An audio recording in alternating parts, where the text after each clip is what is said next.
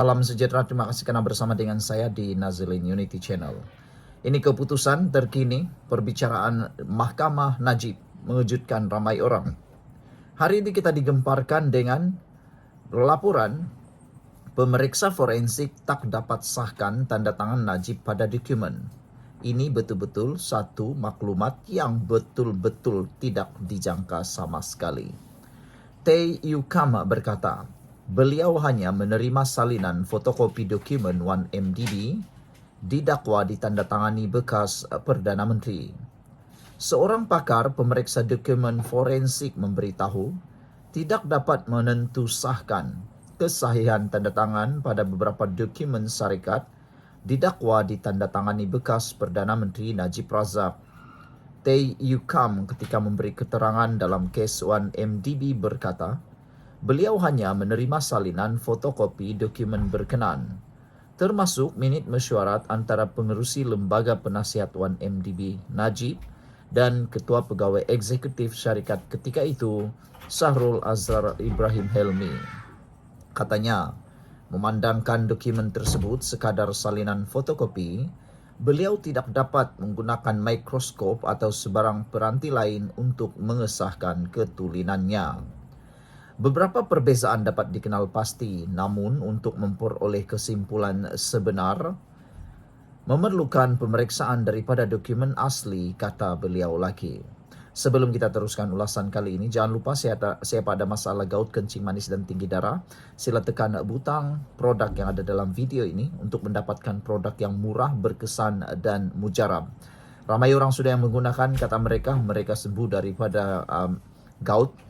Dan yang lebih menarik lagi, ini adalah produk yang halal dan lulus KKM. Sambung lagi, ditanya oleh Peguam Najib, Safi Abdullah, sama ada tanda tangan boleh dipindah ke dokumen lain dan ditampal ke dokumen yang dianalisisnya. Tay berkata, beliau tidak menolak kemungkinan itu.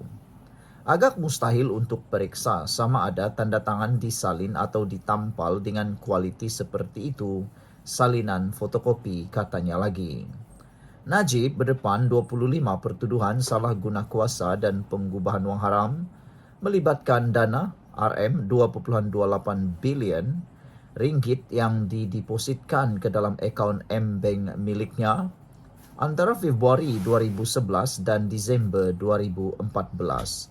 Awal hari ini, Safi memberitahu mahkamah bahawa pihak pembelaan berkemungkinan memanggil seorang lagi saksi dari Bukit Aman sebelum menutup kes. Saudara-saudara sekalian, ini satu pendedahan yang memang mengejutkan kita semua. Adakah dengan pendedahan itu, Najib akan terlepas? Adakah dengan pendedahan itu, Najib tidak bersalah? Semuanya bergantung kepada bukti dan fakta di mahkamah. Sekian dulu, tinggalkan komen Anda. Satu persoalan penting petang ini. Bolehkah Hadi Awang, Presiden PAS, jadi Perdana Menteri? Ramai orang sebenarnya yang berminat mahu tahu, betulkah Hadi boleh menjadi Perdana Menteri? Jadi saya akan kongsikan kepada Anda beberapa kemungkinan, beberapa ulasan yang sangat menarik. Bolehkah Hadi Awang jadi Perdana Menteri? Persoalan ini dijawab dengan mudah. Secara perlembagaan, jawabannya iya. Tetapi jangan berpuas hati sampai di sana. Banyak lagi ulasan, kupasan yang menarik dalam video ini. Secara perlembagaan, iya, betul. Hadi Awang ataupun Tuan Haji Abdul Hadi Awang boleh menjadi Perdana Menteri Malaysia jika beliau mendapat sokongan majoriti ahli parlimen di Dewan Rakyat, seperti yang diperuntukkan dalam perkara 43 dalam kurungan 2 kurungan E Perlembagaan Persekutuan. Tapi bukan setakat sampai di sana. Realitinya, Hadi Awang tidak akan jadi Perdana Menteri. Sebelum kita teruskan ulasan ini, siapa ada masalah kencing manis, gout dan tinggi darah, tekan butang produk yang ada dalam video ini. Produk ini adalah produk yang sangat berkualiti, murah tapi berkualiti. Dan ramai sudah yang menggunakannya dan mereka kata amat membantu menyembuhkan, memulihkan mereka daripada penyakit gout, kencing manis dan tinggi darah. Cepat beli selagi stok masih ada. Okeylah. Secara realiti politik semasa. Ada beberapa faktor yang menyukarkan atau membuatkan Hadi Awang mustahil jadi Perdana Menteri Malaysia. Beberapa faktor tersebut, yang pertama, PAS tidak cukup kerusi sendiri. PAS walaupun parti terbesar, PAS tetap perlukan kerjasama gabungan seperti Perikatan Nasional, dan calon Perdana Menteri selalunya diputuskan secara konsensus. Nombor 2, imej dan pandangan awam. Gaya politik Hadi lebih keras dan ideologi Islam konservatif beliau mungkin sukar diterima sebahagian besar pengundi pelbagai kaum dan agama.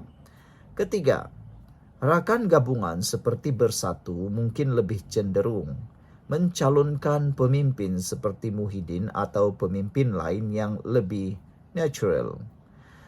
Bolehkah Hadi Awang jadi Perdana Menteri? Persoalan ini boleh dijawab dengan perkara nombor 1. Perlembagaan Persekutuan menyatakan bahawa Yang di-Pertuan Agong melantik seorang ahli Dewan Rakyat pada hemat baginda mendapat kepercayaan majoriti ahli Dewan sebagai Perdana Menteri. Secara prinsip tiada halangan undang-undang untuk Hadi Awang diangkat jadi Perdana Menteri. Kedua, kekuatan politik PAS dan PN. Pada PRU 15, PAS menang 43 kerusi parlimen, jumlah tertinggi antara parti-parti di Malaysia. Tetapi gabungan Perikatan Nasional PN yang dipimpin oleh Tan Sri Muhyiddin Yassin adalah dominan dan beliau dilihat sebagai figurehead untuk Perikatan Nasional. Dalam rundingan dalaman PN, Hadi Awang tidak diketengahkan sebagai calon Perikatan Nasional Perdana Menteri. Fokus lebih kepada pemimpin natural atau moderate. Ketiga, halangan realiti politik. Sokongan bukan Islam dan bukan Melayu. Gaya politik Hadi yang tegas dengan naratif Islamik sangat kuat, tetapi juga mencetuskan kebimbangan di kalangan pengundi bukan Islam. Hubungan dengan institusi, terdapat kenyataan dan kritikan Hadi terhadap institusi kehakiman, SPRM dan Yang di-Pertuan Agong sebelum ini yang dianggap kontroversial dan boleh memberi kesan. Gabungan politik rakan seperti Bersatu PN mungkin lebih rela calon seperti Muhyiddin atau pemimpin lain yang lebih diterima pelbagai kaum. Keempat, senario mungkin berubah atau berlaku. Jika PN menang PRU 16 secara solo dan PAS adalah dominan, tidak mustahil Hadi dicalonkan Perdana Menteri. Jika berlaku pergolakan dalaman dalam PN dan tiada tokoh lain yang kuat, nama Hadi boleh naik sebagai kompromi. Jika PAS keluar PN dan bina gabungan baru, mungkin bersama parti-parti kecil, beliau boleh tawar diri sebagai calon Perdana Menteri, tapi peluangnya tipis. Secara kesimpulannya, ya Hadi boleh jadi Perdana Menteri secara sah, tetapi sangat sukar secara politik. Untuk itu berlaku, PAS perlu jadi kingmaker, dapat sokongan blok bukan Islam, dan Hadi sendiri perlu menonjolkan imej yang lebih inklusif serta diyakini pelbagai lapisan rakyat. Sekian dulu untuk kali ini. Jangan lupa tinggalkan komen anda.